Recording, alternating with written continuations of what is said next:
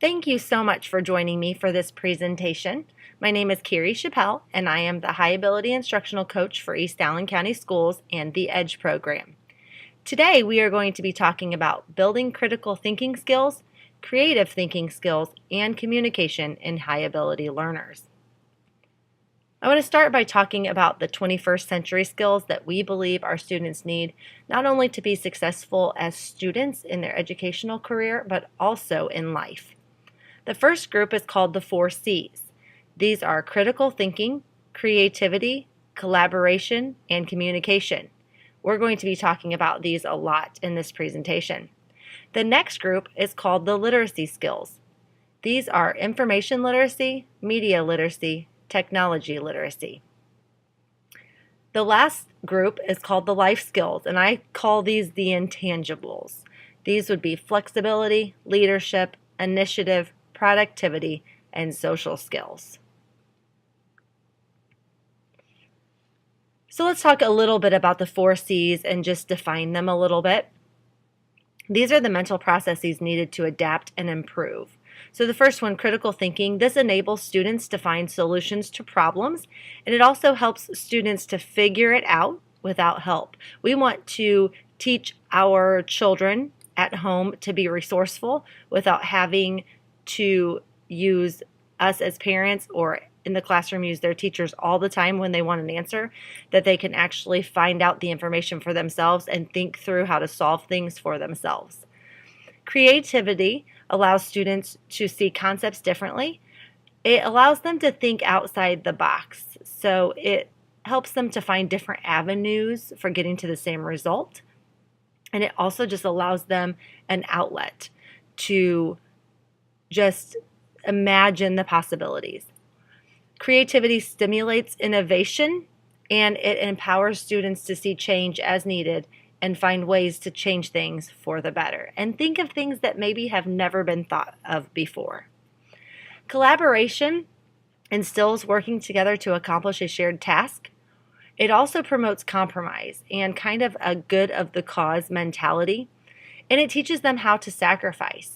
So collaboration is one that's tricky for high ability learners because they like it when people use their ideas, and we think that's wonderful because we think they have some amazing ideas. But as parents, I think we can equip them with these skills of compromise. So they share their ideas because those are great ideas, but they also are willing to listen to others and maybe find ways to compromise and use both ideas together.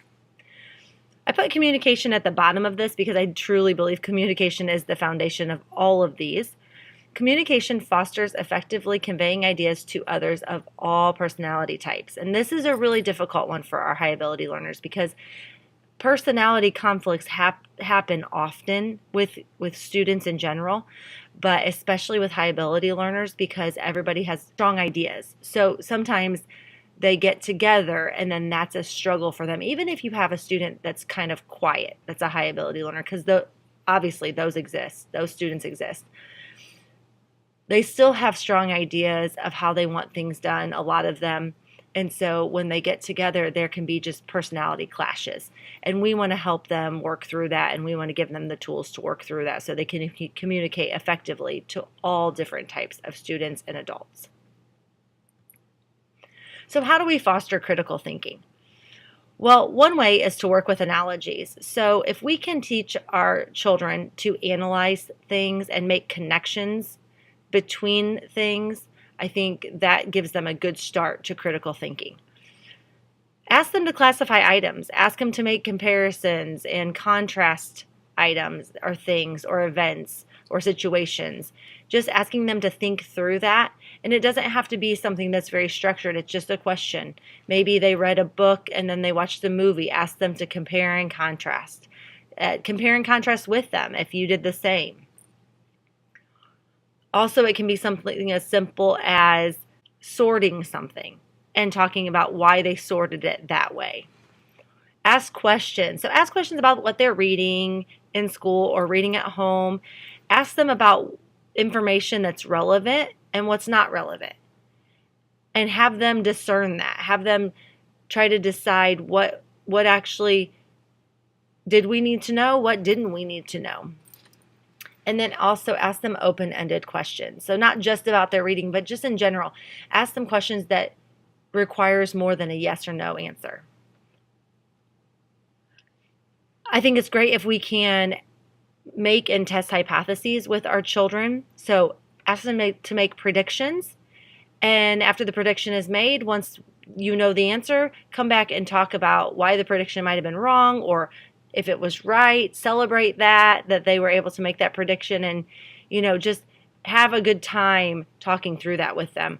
Also, inferencing. So this is the read between the lines type of thing where we may be reading a story and then you ask them, what's really going on here? Because there might be some tone in the background of the story because it's not really there on the page, but it's there. Also, I even think this is a good tool to teach our children when we are talking to other people in a conversation and our children are there and engaged in that conversation, to maybe walk away from that conversation and see if there was any inferences made, based on our background knowledge and what we know about that person and their story, and then that conversation.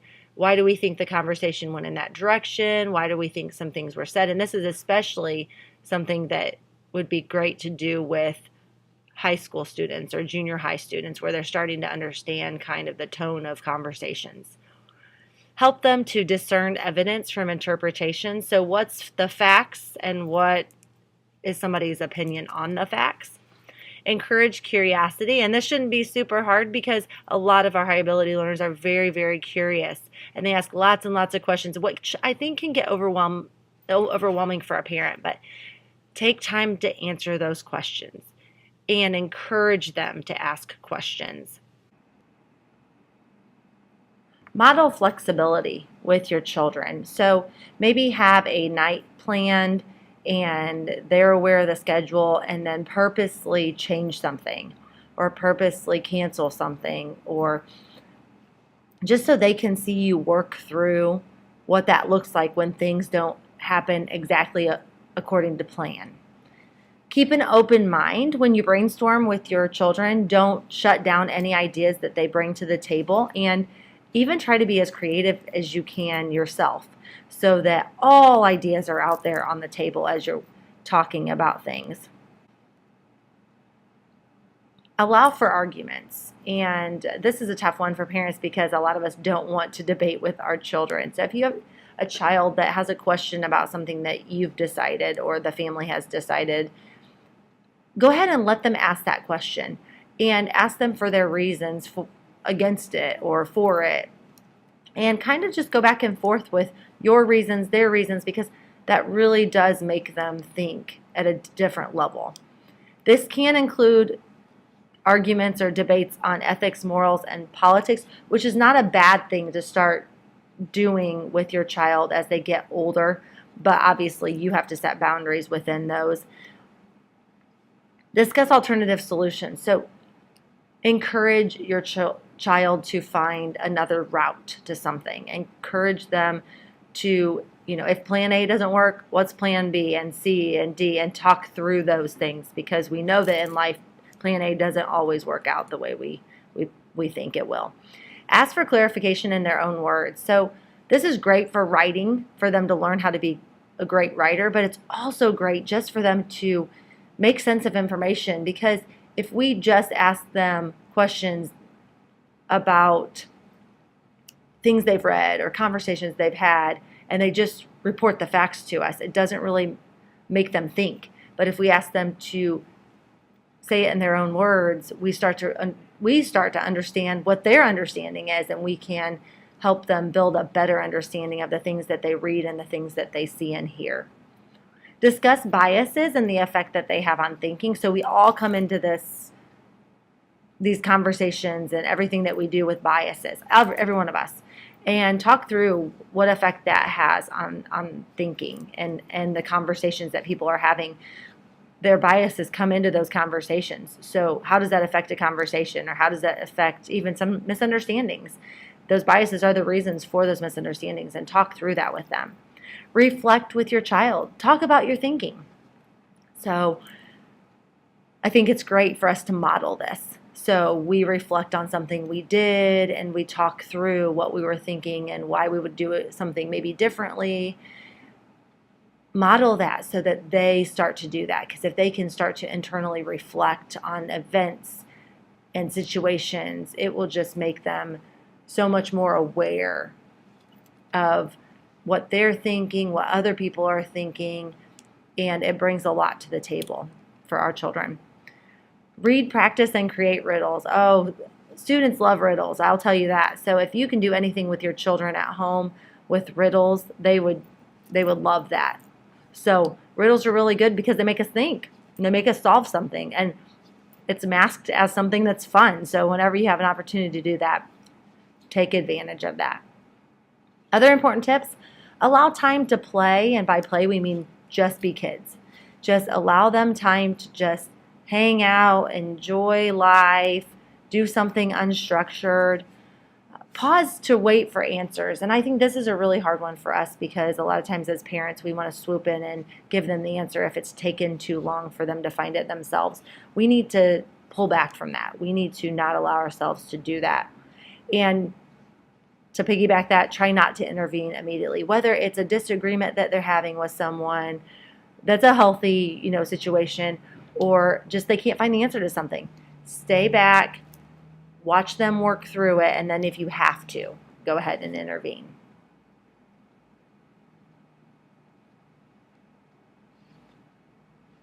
So how can we promote creative thinking in our children? One is by modeling creativity. If we do something creative every day and they are aware of that or they're seeing that, they will be more apt to do that as well. Ask questions to answer questions.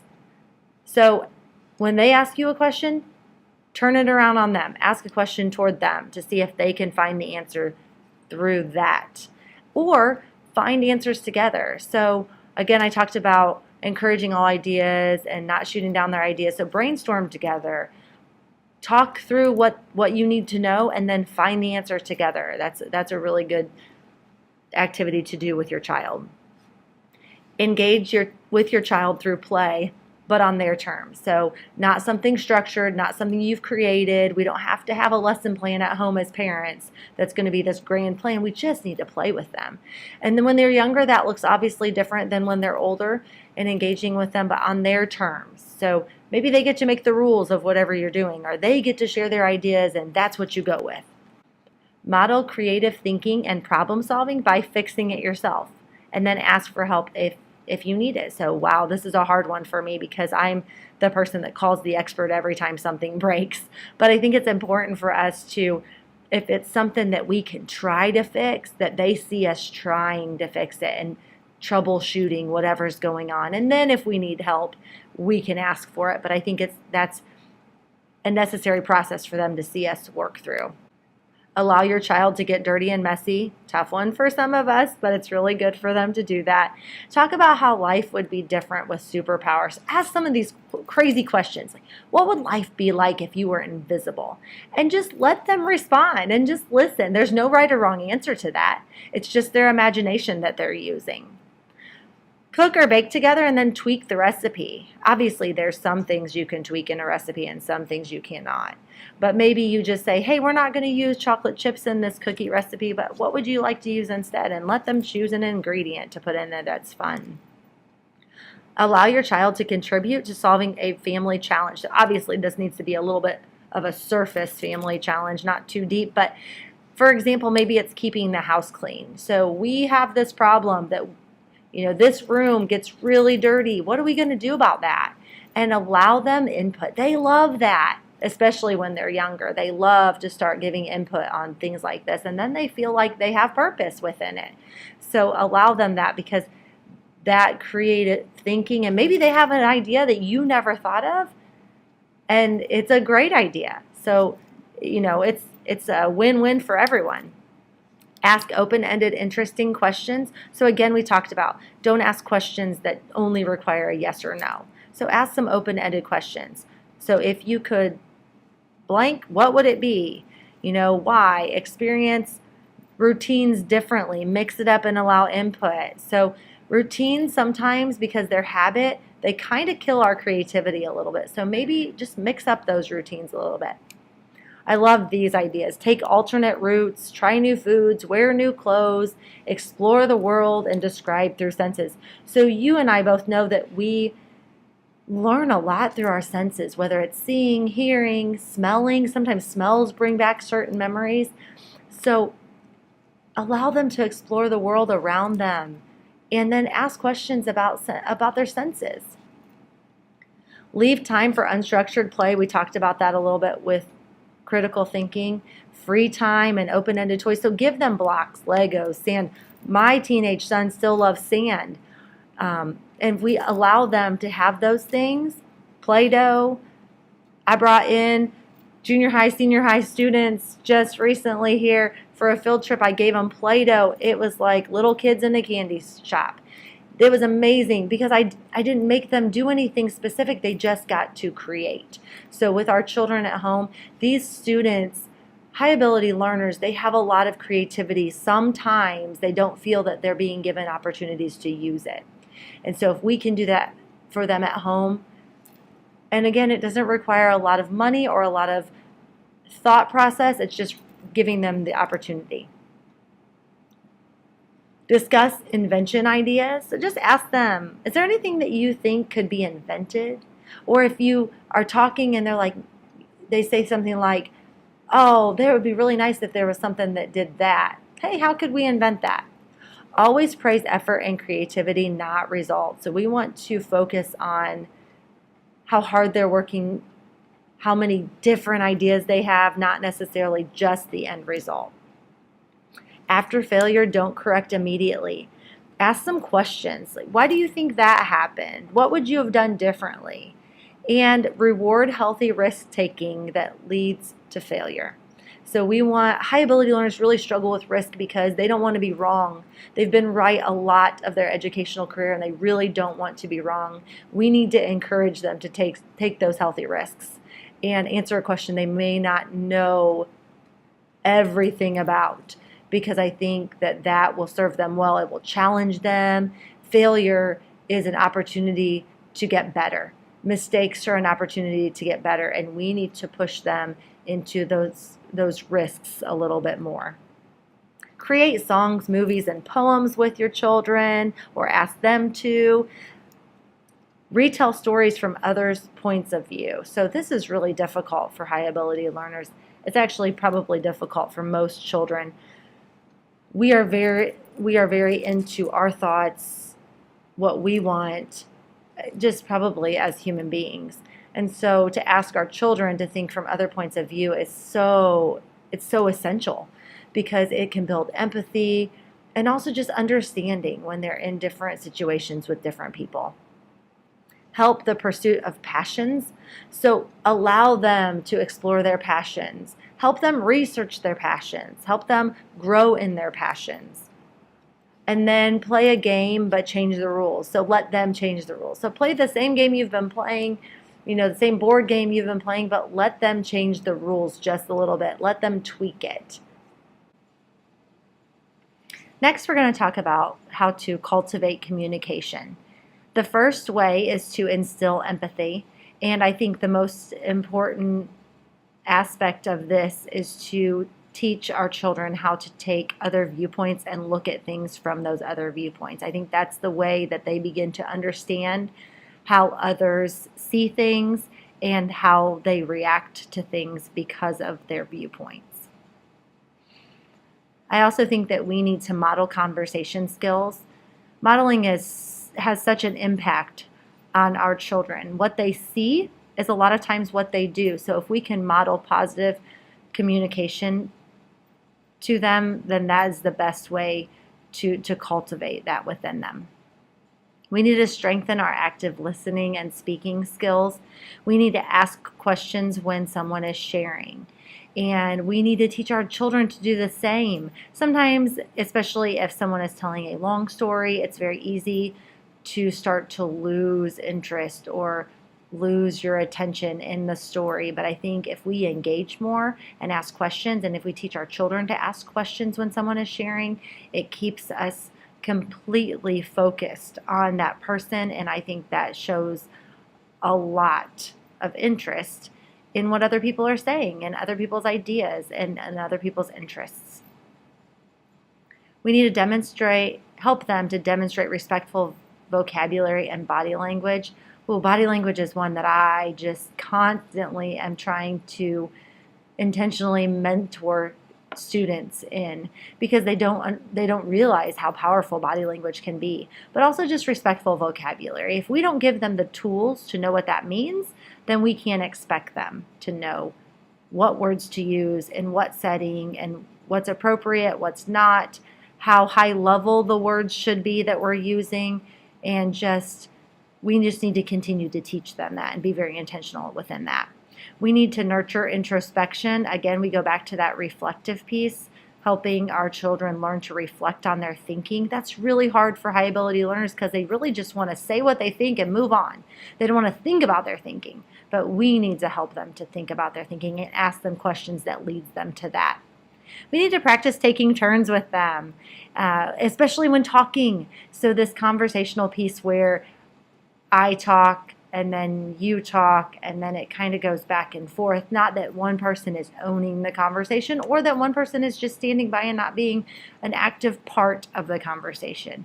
So they need to see that in our conversations that we have with others.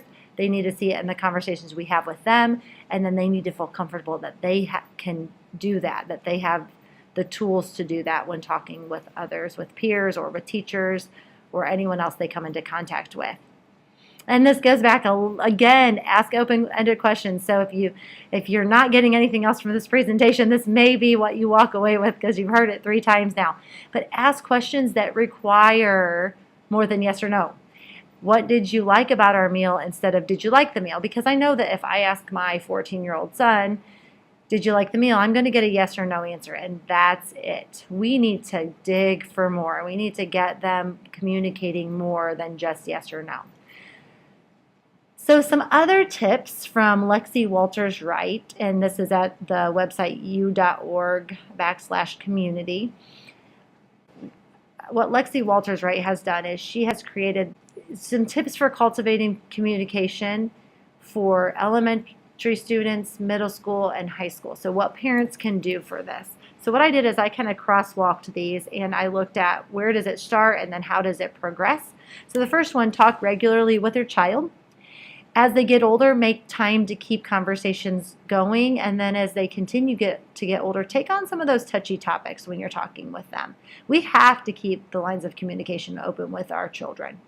And again, some high ability learners love to talk and will tell you a lot of different things, and they love this time, and some of them you'll have to kind of try to draw this out of them. It's not completely in their nature. Another thing is to describe the day, ask for details, and as they get older, continue to ask them to recount the day. So not just how was your day at school, but what happened at school, and have them kind of go through the day and how things went, what good things happened, what bad things happened, and all those details that they can share. Listen to and reflect on what your child says. So again, listen to it, reflect on it, ask questions. Model good listening skills. That's where that question asking piece comes back in. And then reinforce good listening skills as they get older.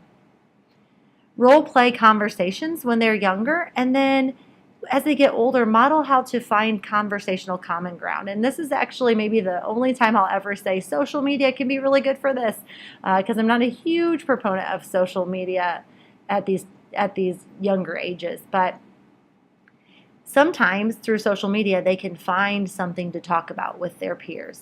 Hopefully something that's positive, and that's what we need to foster within them. But find something you have in common, find something that interests you or makes you curious, and ask about it. So find those common ground situations and talk through them. Point out body language when they're young. Teach them when they're young that the body language is just as impactful as the words that are coming out of their mouths. And then discuss teachable moments of body language. And I actually think you can do this in any situation. You can do this with their peers. When you see somebody in their peer group with a certain type of body language, you can actually have that conversation later with your child. Even in movies, you can have those find those teachable moments and have those with your child. Use conversation starters when they're young, so teach them how to ask questions with someone else. And then again, that social media plug in here to prep for conversations. That's, you see something and then bring that into the conversation. When they're younger, you want to read together with them. You want to discuss what you've read, not just read it with them. And then as they get older, keep reading together. So maybe you're not sitting down in the same setting and reading, but they're reading a book and you're reading that book also, just at a different pace maybe, and you're discussing that book. Play conversation catch, and I love this idea where, we talked about taking turns in a conversation. So play like a game of catch. And, I talk, you talk, and then you ask a question, and then I talk again. So they have to always ask a question before they go on to their next statement. And then play word games with them. Boggle is a good one. Scrabble is a good one. So these are always just fun. And again, anything you can mask as games, especially for high ability learners, some of them are really competitive, and especially when it comes to academic things. So if you can play word games with them, that is really fun for them. They enjoy that. Ask your child's opinion. Be critics together. So when they're young, you're just asking an opinion because they don't maybe even know what a critic is, but you can start to teach them that word and what that means. And, as they get older, ask them to be a critic of a movie, of something they ate, and just asking them to be able to communicate their feelings about something is so pivotal. And then lastly, encourage journaling when they're young. And then as they get older, maybe even blogging.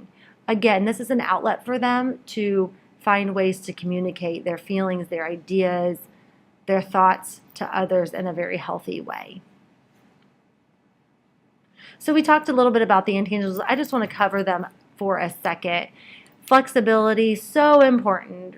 This is so difficult for high ability learners. A lot of them, not all of them, but a lot of them are very structured in their mind. They're very organized, and they want that structure and that organization to be very consistent. And when it's not, they are very overwhelmed by that. So we need to help them learn coping skills on when things don't go exactly according to plan. Then how do we respond to that? What do we do with that? Leadership, we're constantly in the EDGE program trying to work with them on leadership skills. If you can put your child in any situation, whether it's 4-H, Boy Scouts, Girl Scouts, sports, music, theater, I'm sure I'm missing some other options out there, but anything that requires them to show some leadership skills, that's so good for them, for their future. Productivity. Okay, so we have some of our high ability learners are a little bit scattered in their organization. It really helps if we can foster productivity within them. What's the task at hand? Not necessarily giving them the exact steps to get there, but we do need to have completion. And how do we get there? Having them goal set and having them work through that. Initiative is a biggie, and this is one thing we're hearing from a lot of employers. Did they take initiative? That's probably the number one question I'm asked when I'm talking to an employer of a former student or athlete. And again, high ability learners, some are a little more on the shy side, so it's harder for them to want to find something to do or to ask, is there something I can do? So if we can help them learn how to start that conversation with a teacher or a peer, like in a group work setting, that they're actually taking initiative and trying to figure out what they can do to contribute. That's a biggie. And then social skills, and we need to continue. I talked in the last presentation about social skills and some of those social emotional challenges that our high ability learners do face. We need to just keep working with them on their social skills, and that communication piece is huge in that.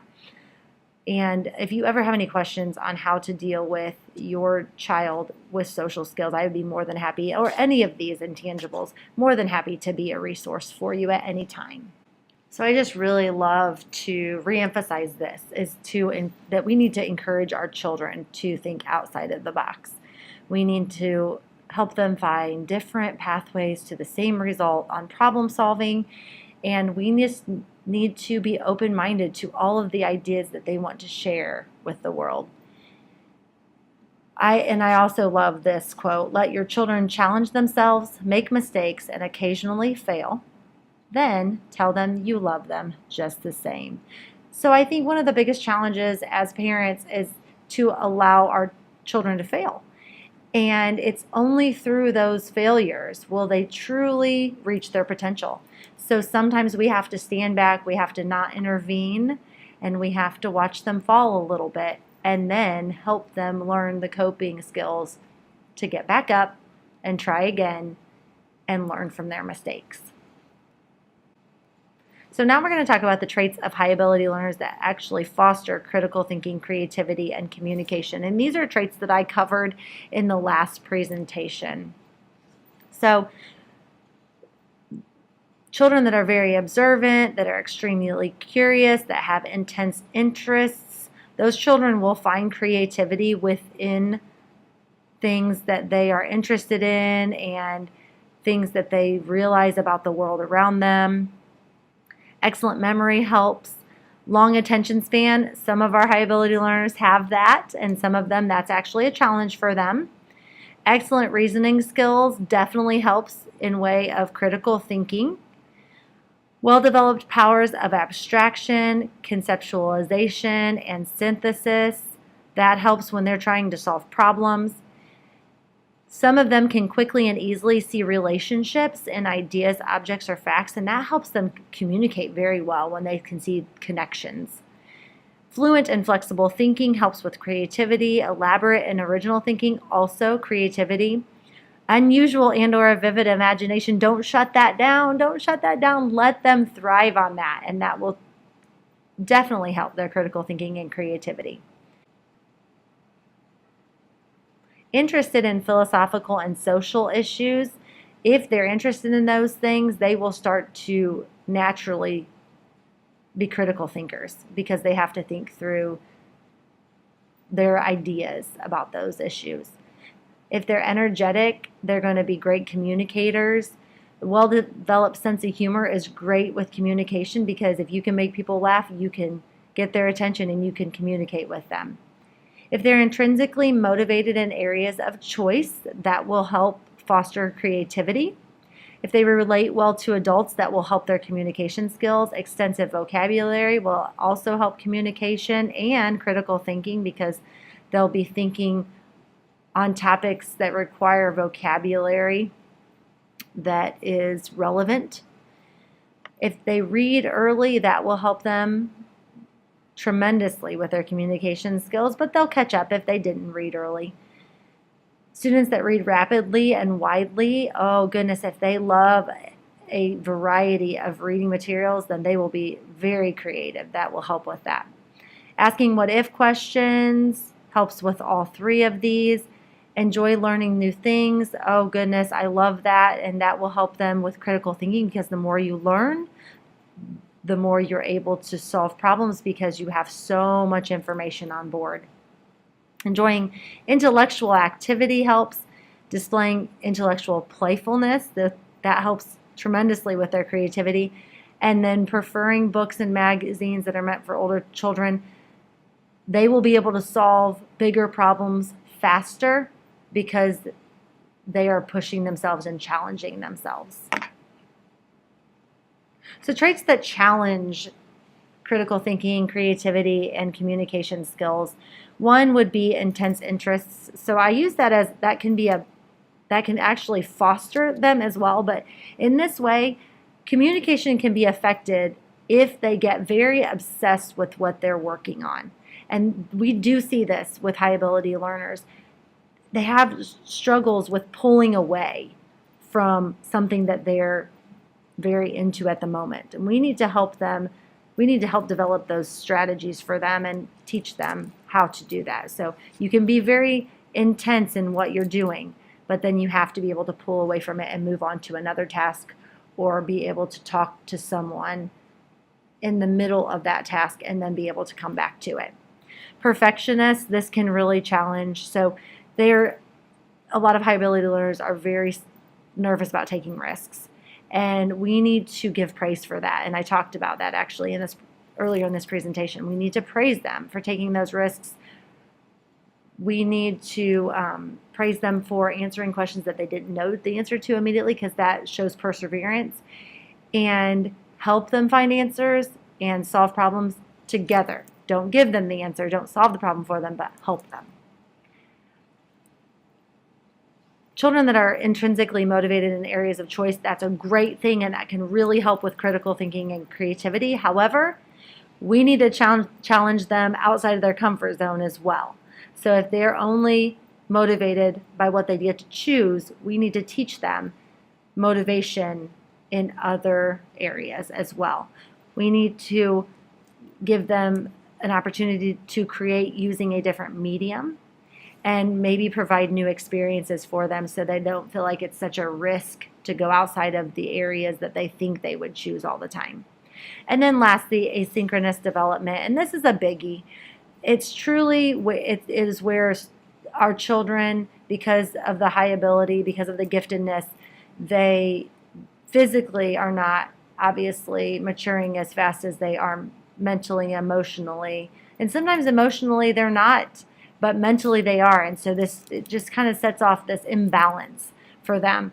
So communication with peers can be a struggle.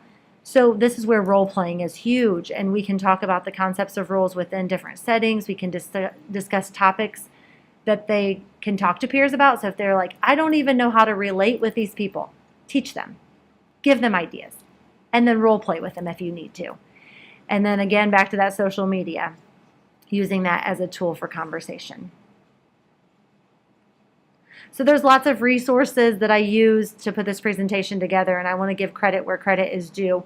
These resources are here for you, and if you need more clarification or more resources or more information on something that I spoke about in this presentation, please reach out to me at any point, and I would love to, again, help just guide you through maybe some of the challenges that you're facing, or just if you have a question about how to foster something more intentionally at home, please feel free to talk to me about that. Just a couple of books I want to talk about real quick. I love these two books. These two books are actually books that we distribute to our high ability learners. The first one on the left there is The 7 Habits of Highly Effective Teens. We give these to all of our 8th grade high ability learners. I love this book. I love that at the beginning of this book it starts out with actually the 7 habits of highly defective teens. So it actually gives them like what not to do, how not to be effective first, and kind of plants that seed and then goes on to give more instruction about how to be more effective. That's a great book for I would say 7th grade and up is what I would recommend with that book. And then 101 Success Secrets for Gifted Kids. This book is amazing. We give this to our 5th graders, but I think a 3rd grader even would benefit from this, 3rd grade and up.